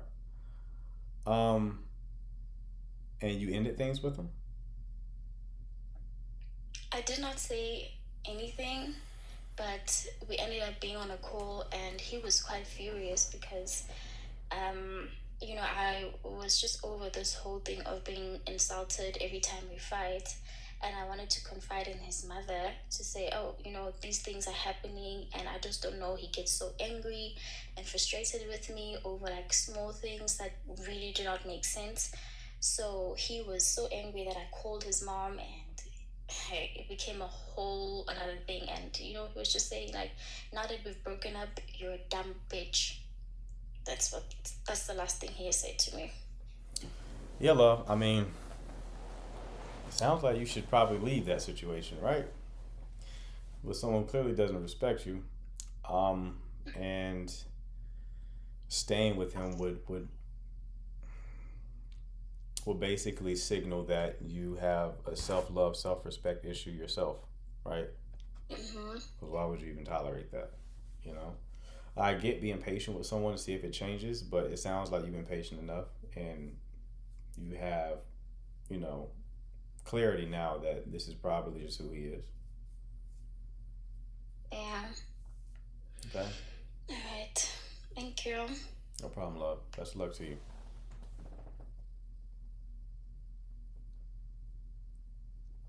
What's going on, Brody? What's up with you? Chilling. Hey, so I just wanted to say, like, I talked to you like a couple days ago about flirting and all that, right? Mm-hmm. So I'm definitely getting better at flirting. I'm just learning how to like play. You know what I mean? Like, I stopped taking everything so serious. Right. I was like, all right, bro, just breathe and then just look her in the eye. You know what I mean? And be observant of what's around you. Right. So I'm like, all right, cool. That makes it way more like, you know what I mean? Like easier to make that moment. I don't know. You know what I mean? More connected. You know what I'm saying? Like, instead of trying to come up with something. But when I do get back to, like, the crib or something, I try to figure out ways to add on to it. So I was just going to tell you that. I appreciate that bit of advice for sure. And I've been reading more, too. So I'm trying to get, you know what I mean? Like, I've been reading fiction so then I get to thinking a little bit more and being more creative. Right. But my thing was, I got this chick, right? So I like her a lot. But like, look, we go to the same gym, we go to the same grocery grocery store, everything. I rarely see her. I caught her out at the bar one time. I was drunk as hell. So, but I didn't really make the impression I wanted. So the thing I was trying to figure out is like, she ended up taking my number, but I'm like, it's not going how I want to. You know what I mean? So I was like, all right, bro, what else? I see her all the time. She's smiling, all that, but I don't feel like I'm catching the vibe that I want. But she's just real nice about it. So it's like teetering between friend and interested. You get what I'm saying? Like, and I'm not going for the friend zone. I'm like, I ain't even gonna play with you. Like, so my question is like, I guess when do you stop trying? You know what I'm saying? Like, should I just stop? I see her a lot, but I'm like, do I just stop trying and then like, do I act salty about it, or you get what I'm saying? Like, do I just pout about it? Not pout about it. That's the worst thing to do, I would think. So, but yeah, she got my number. She never used it, so I guess gotta chalk that up for real. Like, if she has access to talk to me, but she chooses not to, that's what it is, type thing. Yeah, and this was a situation you called in about last time, right? So when you approached her initially, it wasn't with this newfound flirtatious energy, right? Yeah, nah, like I'm a little more confident, a little more grounded, especially in the gym. Like that's like my area, you feel me? So I'm like, yeah, that's just me. So I'm a little more confident in that area. Gotcha. So yeah, you didn't make a very strong impression. I ain't even gonna cap. I thought you wasn't gonna remember that shit. So I was like, all right, let me see. I was like, yeah, but you didn't make a strong impression. It's like I would be detached from the outcome, right? Like, flirting ain't really like, that's not how I do it. Like, you see me on these lives, bro. Like, I just have fun with this shit. But it's like it's not you trying to like achieve something. It's you, like, when I coach guys, it's more so coming from a place of self-amusement. So when you're engaging a woman, it's like you're just having fun for yourself, and then she can experience that fun herself, right? So when you engage her, when you see her again, just play with her, right? Not because you're trying to get anything, but just because that's the type of guy you decided to be. You know, you see her again, you don't have to make a beeline to her, make a point to have a conversation with her. But if like the situation calls for it, you can just engage her, be playful with her, and then keep it moving. And that detached, playful energy might make her use that number. Gotcha. Right? Because like when you gave her the number, like you didn't really make her, she won't really that attracted. I didn't stand out. Yeah, you just were a guy. And that only works if like you're so physically attractive that it overcompensates for any kind of lack of attractive behavior. Like some guys are so physically attractive that it's like they ain't gotta do much, right? If you're not that, right? If you're not that, then like your behavior is gonna do a lot of the heavy lifting. Even if they do find you to be physically attractive, right? It's like if you engage them in a way that ain't attractive, the attraction that they have for you dips, because attraction is always in a state of flux. It can grow or it can decrease, right? So yeah, just be playful with her, and then go on about your business. Show you're not really pressed, and that may make her reconsider. And then if in a moment you see that she plays into the vibe a little bit, then you can try to escalate things. Gotcha. So detach and then play more, but don't press about it. Right. But if you find that she's trying to keep the conversation, I would do it like you say something quick, boom, boom, and you keep it moving. But if you see like she's trying to keep the conversation going, or she's returning that energy, she's returning that energy back to you, then you can escalate, right? But if not, no love, no loss. You just had a playful conversation. You moved on about your business. Gotcha. Okay. I'm gonna say you can only put up so many shots. That's where I'm getting to. I'm like, bro, I can only put up so many shots. It's like, all right, bro. Yeah, but it's like, and the meta lesson there is, I wouldn't advise being fixated on one person either. Like, that's not saying juggle people or try to get a lot of people. It's just saying if shorty ain't really vibing like that, first connection, Right. it's like it's not my mission now to get you. You know what I mean? I may Right. still engage you, but I'm not like I must have her, right? Like that ain't the frame. It's there is something to be said about dealing with people who have a high degree of interest in you. Gotcha. But like you can't rule her out because she ain't really seeing you at your best. So you can't judge whether or not she has interest in you because the version of you that approached her was like a lesser version of you. Does that make sense? It's a lot of nuance. Yeah, because I wasn't even fully conscious. Like, you know what I mean? Like, it was like Christmas time. Like, we was out with friends, everything. We was turned up. Right. But yeah, I feel you. Yeah, so I don't know. I guess I hear what you're saying though for sure.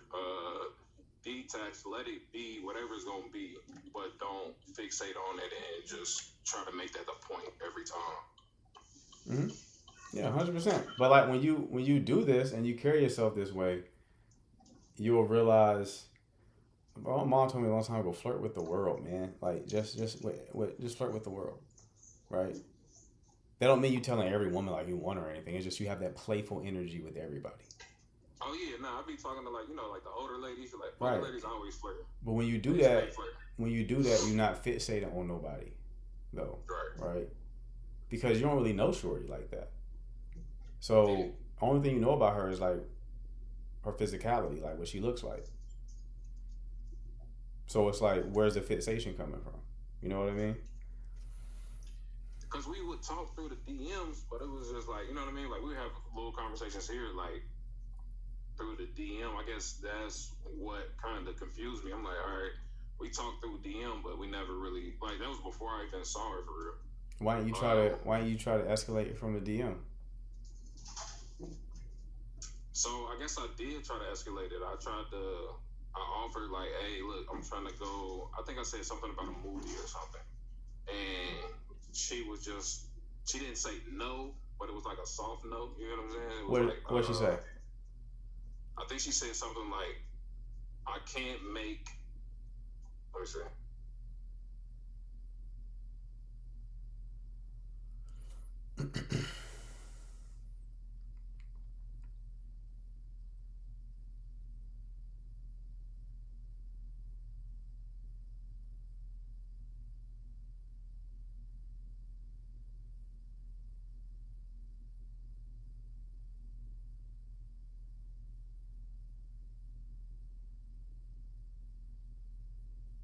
He's going back to look at the DM. He'll be back.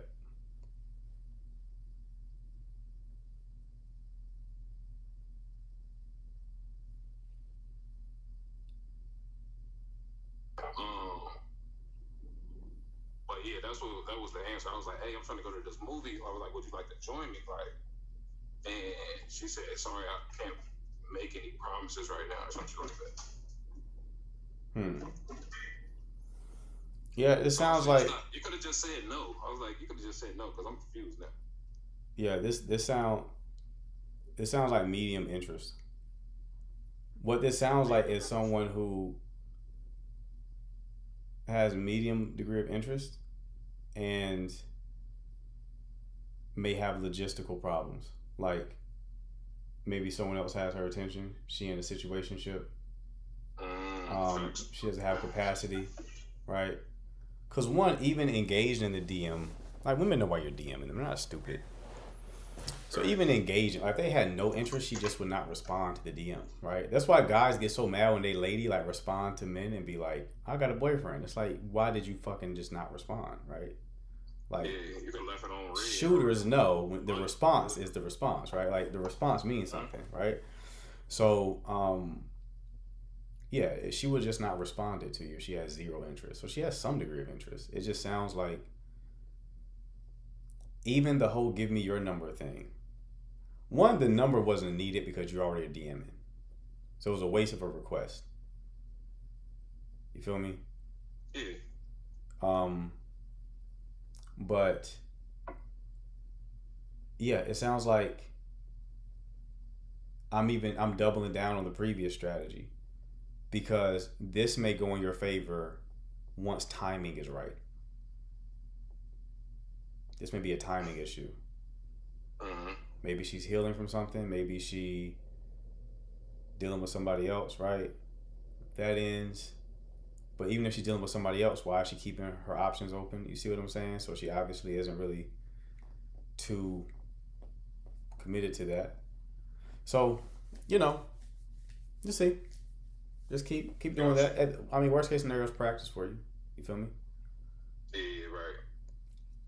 Reese, her first impression was in the DM. It wasn't like in person. So yeah. Okay. So yeah, that's true.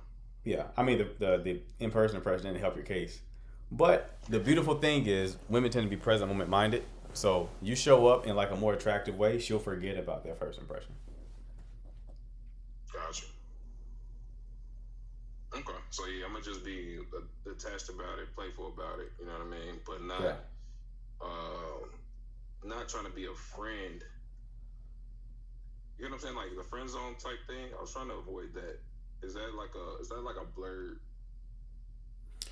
The first problem is you're too invested in this situation. Gotcha. So the amount of questions that you're asking about it means you're pedestalizing her, and that's going to be felt. So you have to minimize how important this is to you. This is too important to you. That's the first thing. Because it's like, it's so important to you that it's almost like, what is the meaning that you're attaching to this? Is this like a woman who's really bad who you want to be seen with? You know what I mean? Like, because you don't know her. You don't know her. So it's like, okay, well, why is it so important to you? You got to unpack that for one. Second thing is, if you are coming with flirtatious energy, you're not going to be like for you to be friend zone, it requires your consent. You know what I mean? Like, you can always say, no, thank you. And then carry along, right? Like, you don't have to be put in the friend zone. But you're unlikely to if you do what I'm telling you to do. Gotcha. Okay? Alright. Appreciate it.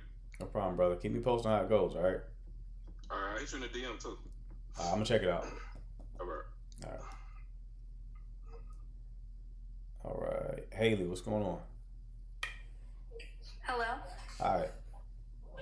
Okay, so I want some advice. If you hear a baby crying in the background, ignore that.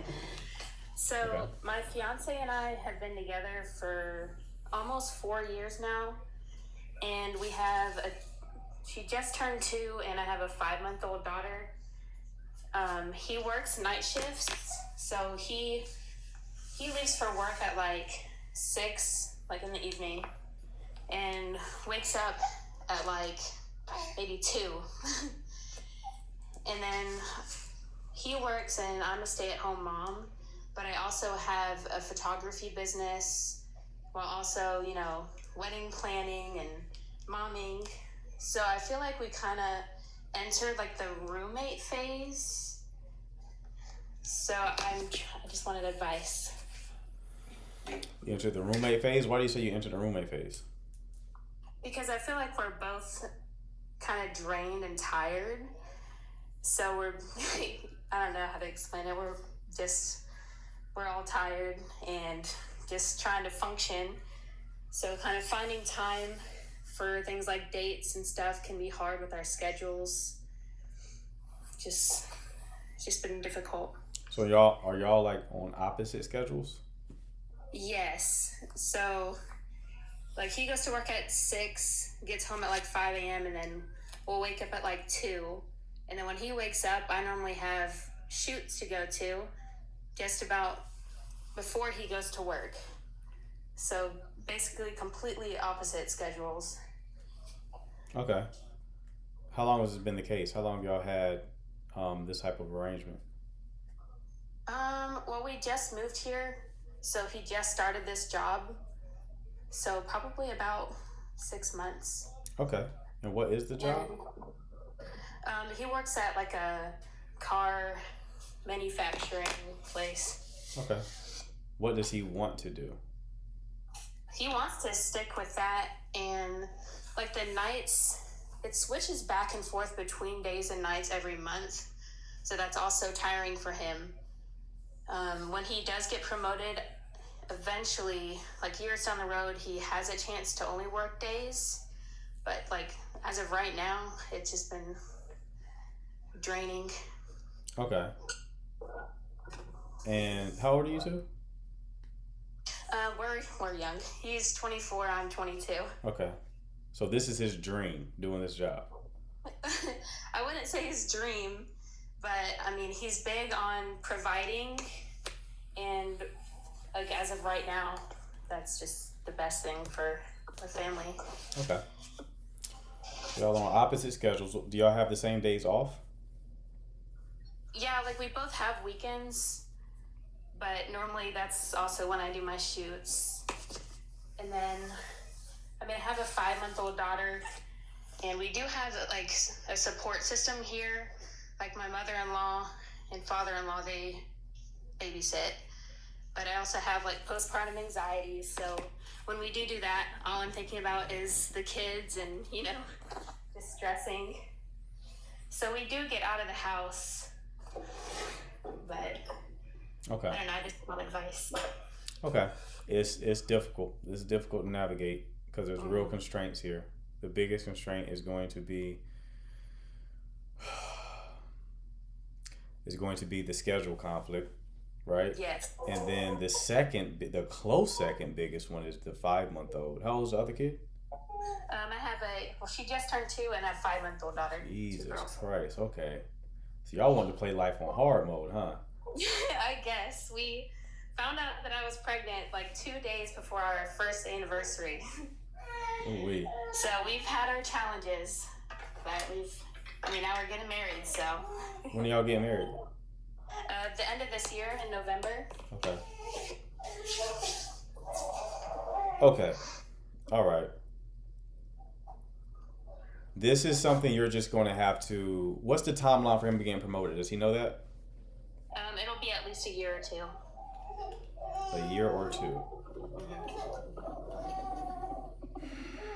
Yeah. Is this job like paying very well? Yes, it does. Okay. Okay. Okay. Well, this is something you're going to have to play the long game and stick through. Okay. Yeah, and You're going to have to play the long game. With the roommate thing, we normally do little gestures like just leaving little, sticky notes or making his lunches, just little things like that. But I don't know. It's just hard. I know we're kind of in the trenches because we have our hands full, but. Right. Yeah. Y'all, what the reason why playing the long game will work is because y'all are getting married at the end of the year, and getting married gives you something to look forward to. Exactly. Together. And we're both excited. He's helping with the planning, so. Right.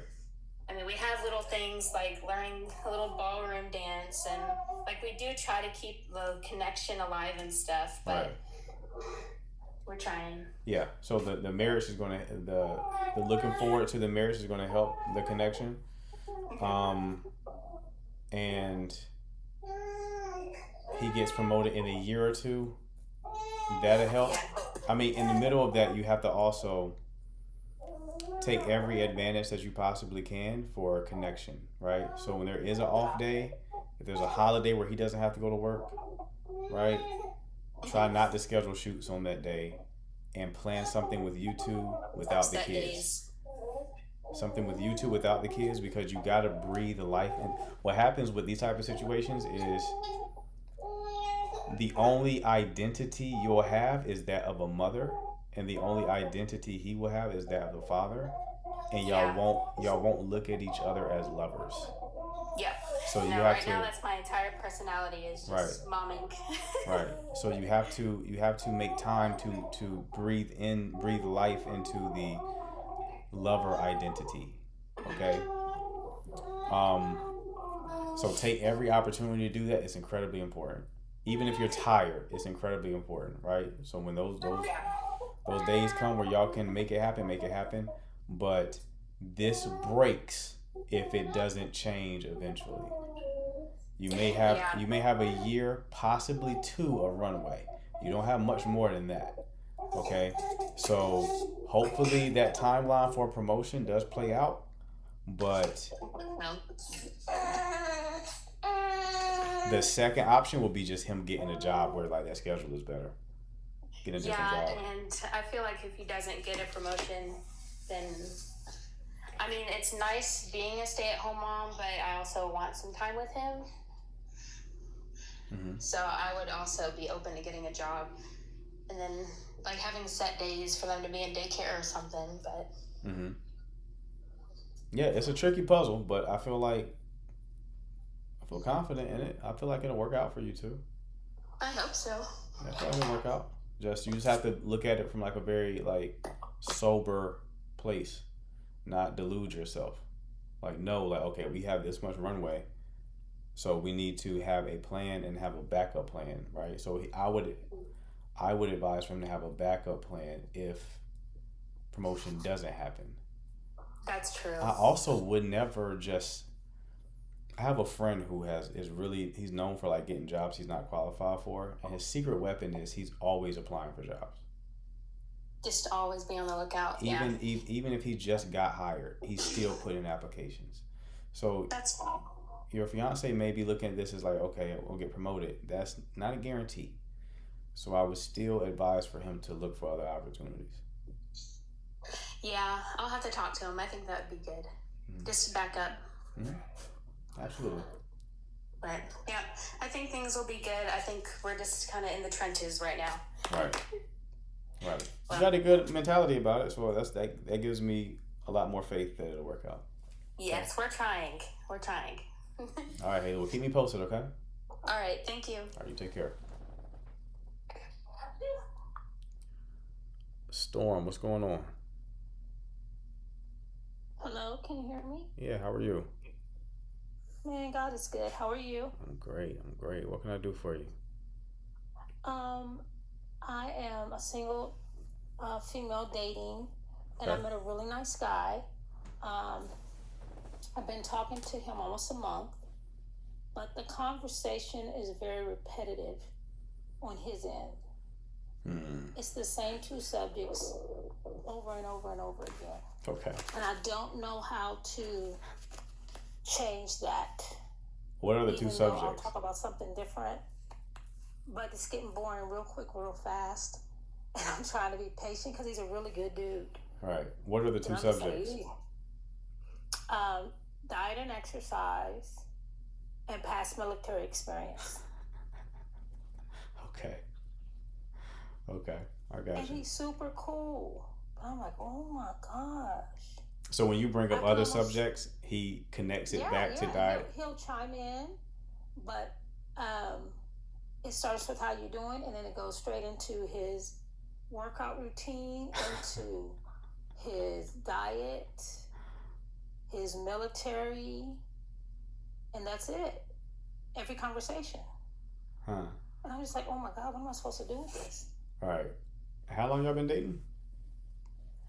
Sliding up on a month. And you've seen him how many times? 5, maybe 6. We Okay. talk every day. Okay. How old are you two? I am 57, he's 50. Okay. Well, look, this is probably gonna be how he is, love. Oh Jesus. I can't lie to you. This is probably gonna be, in my past relationship, I used to get annoyed because I like intellectually stimulating conversation, right? Yes. My ex certainly could provide a little bit of that, but not to the degree that I like it. Yep. So it used to frustrate me.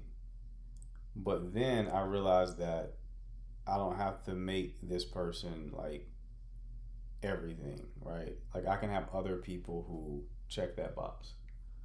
So I instead would call friends and stuff of that nature to like get that intellectual stimulation, right?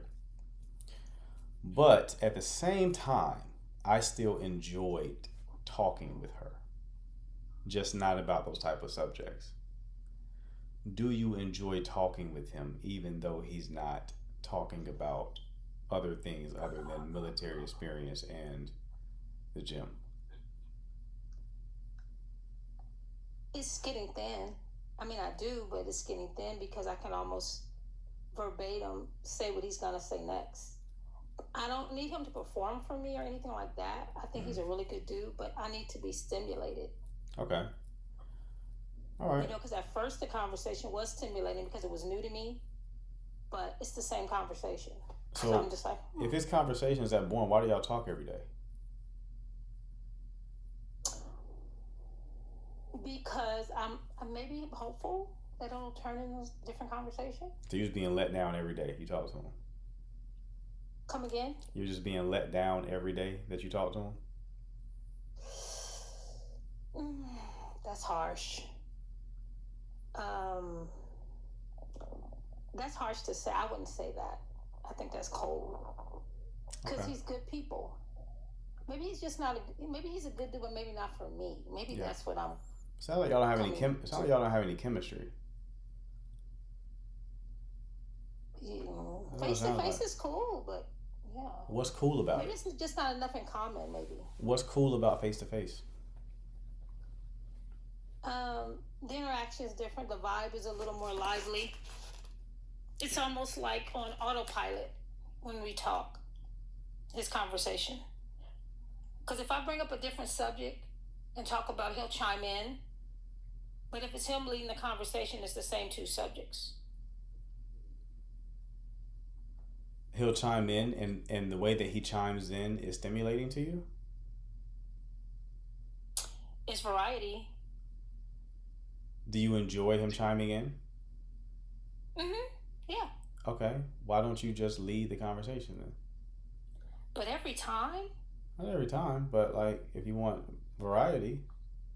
I'm also want to know why you say in person is different. Like you're using abstract words. Like what specifically about in person is different? Because what it sounds like is that you were just physically attracted to him. And because you're physically, you wouldn't say that. So you're not like incredibly physically attracted to him. No, no. It's nothing like. Okay, I don't know what I'm saying here. Let's see. He's handsome. Okay. He's definitely a handsome dude, but I mean, looks come and go. You know what I mean? Right. That's nothing you can depend on with someone. I'm more concerned with. I like a smart person. I like a person that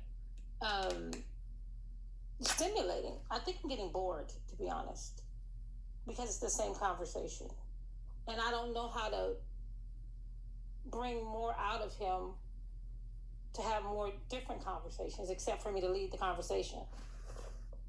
And how long have you felt? How long have you felt this way over the last month? I would say it's sliding up on a couple weeks. I've just been like, whoa. No, not that long. Maybe like 8 days, maybe. Okay. So, but he was this boring on date one, was he not? No, because it was new to me. The conversation was new to me, so it wasn't boring at all. But y'all talk every day. I was very interested in what he had to say. Okay. I'm not a one-sided person. I think everybody has something to offer. Okay, this isn't a judgment on your character, love. I'm just trying to get to the point. So, but if like I'm trying to understand, if you're saying this person talks about two different subjects every time we talk, I think you would clock that very quickly. Maybe the third time you talk to them, you will be like, seems like this guy's talking about the gym and the military every time he talks. Yeah. So I see what you're saying. 3 weeks of that seems like a long period of time. Yeah, it's starting to feel that way for sure. No, what I mean is 3 weeks is a long time to not get bored by it. Yeah. I would get bored by that by the second conversation. So why did it take you 3 weeks?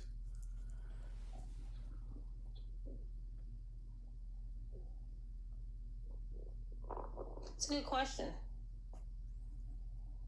I need to think about that. Okay. Has anything significant happened in y'all's connection? Have y'all like progressed things in any way? No, not outside. No, we've never been physical. Hand holding, hugging, kissing, but nothing past that. Okay.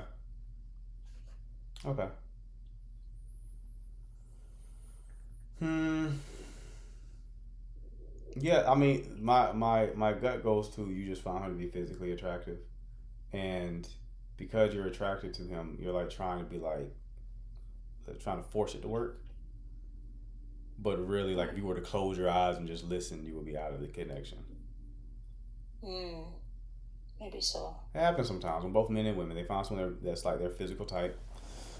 They're physically attracted to them, and they're just like hoping that it works. They're trying to like force it to work because they just like how you look.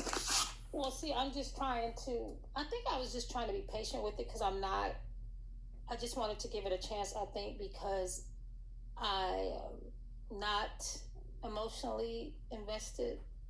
So I was trying to see if there was something there, but maybe I'm just putting hope where there's no hope. What do you mean you're trying to be patient because you're not emotionally invested? What does that mean? Because in the past I've been very open emotionally, and through past hurts I've been more closed off. Mm-hmm. And so maybe I felt that maybe I wasn't giving this person a chance. So I was trying to give.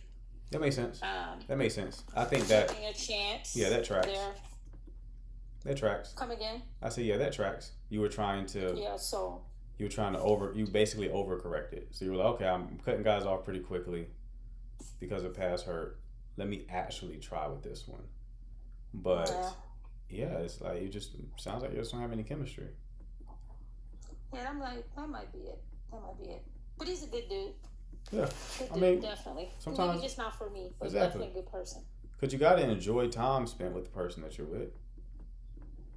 Yeah, I don't dread. I mean, hanging out, I don't dread it at all. I enjoy spending time. It's just that you can only listen to the same conversation so many times. Yeah, I got you.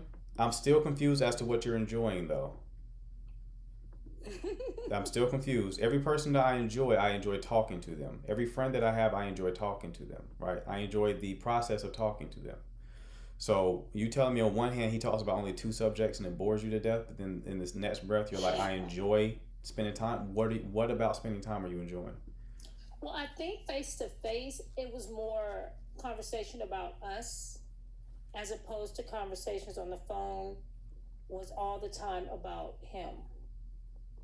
And it stopped being about us, and it was more about I, me, stuff like that. So maybe that's when I noticed a shift. So you less notice it. You don't really notice it when you're on like in his physical presence. You only really notice this when you're like apart from him. Yeah, because face to face, it's more engaging about us. Okay. No, I go back on my word. Y'all are talking too much. Stop talking to him every day. Y'all just are talking. So. Y'all are talking too much. You should be talking most of the time in person. If you're telling me that you enjoy him in person, then y'all do have chemistry. He's just boring on the phone. So don't talk to him on the phone that much. Or keep it short, right? So you're talking like what Nisi just said, you're talking every day about nothing. Yeah, that's boring.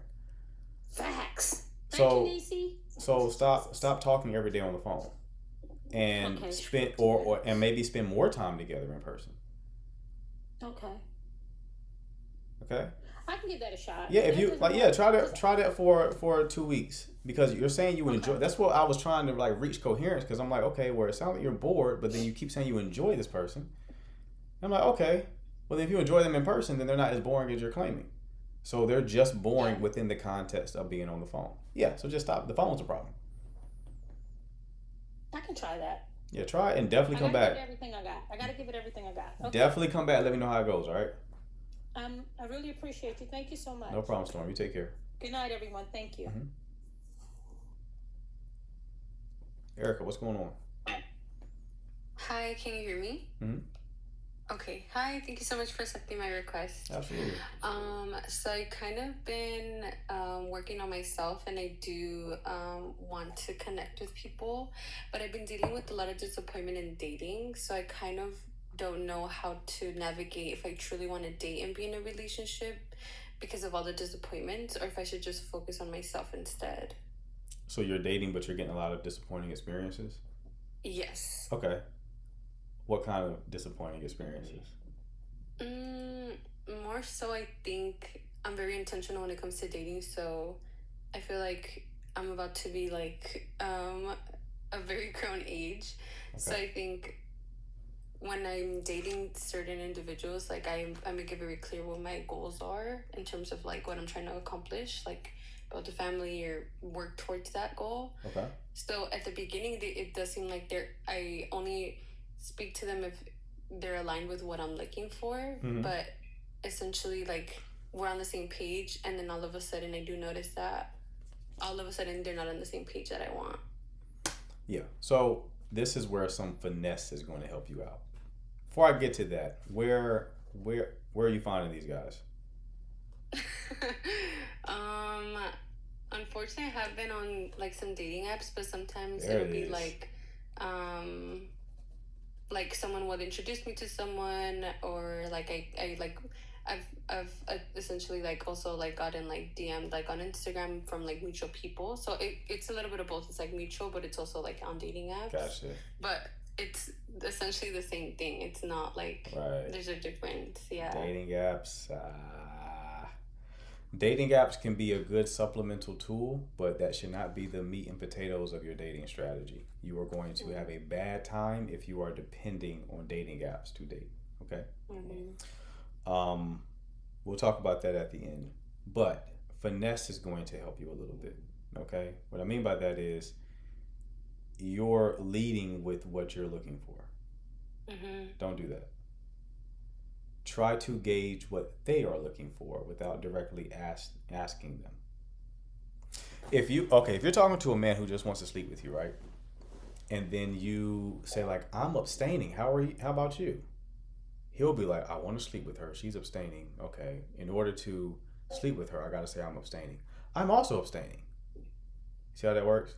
Mm-hmm. But if you ask him just questions about his life in like a playful way, you know, he'll probably reveal that he's not abstaining. And you'll clock that and be like, we're not on the same page. All right. Right? You're basically giving them the playbook because you're leading with it by saying, I'm looking for this. And you're operating from a premise that whatever they tell you has to be the truth.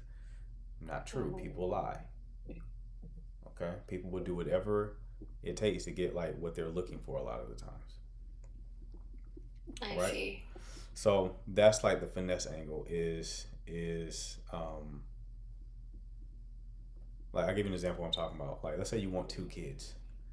Be like, yeah, my family, like I grew up in a family that wants like everybody wants a big family. Everybody wants like 4 or 5 kids. It's crazy. What about you? Right? Opening that conversation thread he may respond to it like, I don't want any. Right? Yeah. That may be his response to that because you're not grilling him. You're just having a playful conversation. And then you clock that and you're like, okay, you don't want kids. And now you go ahead and write that down in the back of your head and like, okay, you can go ahead and move on. Right. Yeah. I think it's just so hard because like you would think someone like, okay, if they're being intentional, like you would want to start off with what you're looking for. But I mean, I think also being new to dating, because I was in a 7-year relationship, and when that ended, I was kind of like, whoa, like I haven't dated in a long time. So I think I'm learning how to date. So I appreciate you saying like maybe just start off with like not fully like letting people know what your goals are. Yeah, be intentional internally, not externally. I see. Okay. Right? I would definitely give that a so try. So you know exactly what you're looking for, but you don't have to verbally communicate that. You observe them. People will tell you who they are. You give them enough time, right? You just listen intently. If you don't mind me asking, because one of the very first questions when I do meet with someone, they'll say, well, what are you looking for? So if I'm trying to finesse, like, what would be the answer I would give them if they're essentially asking me what The safe answer is going to be, I'm open. I'm just trying to see. I don't want to force anything. Mm-hmm. But if a connection feels right, I definitely will lean in, right? Like Rose just said, I know when I find it. Different variations of that, right? You're basically keeping it vague. Right. And when you keep it vague, you see exactly what they are, where their head is at, right? Mm-hmm. But yeah, that's like a feeler question, so somebody can kind of see like what angle to play. Your answer to that, like if I want to sleep with you and you tell me, okay, I ask you what you're looking for, you say like a relationship. Okay, then I got to put on boyfriend hat, right? It's all right, me too. Yes, I love romantic, rendezvous, right? But it's just a ploy, and that increases on like a dating app scenario. Mm-hmm. dating apps they're just horrible ways to meet people. It doesn't match how we actually assess people in real life, right? I won't go deep into it, but I rant on this all the time on these lives. But I would instead choose to put yourself in a static environment, which is defined as an environment where you see the same people over and over again. Because seeing them over and over again builds familiarity, and then familiarity opens the door to potential romantic connection, right? This is why it's easier to find connections in, high school, college, why so many people want to date their coworkers, because they're just around these people all day. So find those type of environments, position yourself. Secondly, don't treat this like a dating problem, treat this as a social problem. Because the people with the most active and vibrant social lives tend to have the best dating lives. Okay? You treat it like a social problem, you'll start making platonic connections, you'll start making more friends. Every other person you meet is another potential person who can introduce you to a person that you have a romantic connection with. All right? So I would treat it like that. Position yourself. Don't force anything. Just show yourself as friendly to everyone. Increase your surface area of serendipity. Okay? If you get more active, luck tends to find you. Okay? So that's enough for you to work with. Okay. Right now. I appreciate it. Thank you so much. No problem, Erica. Best luck to you, love. Bye. All right, bye. I didn't maximize her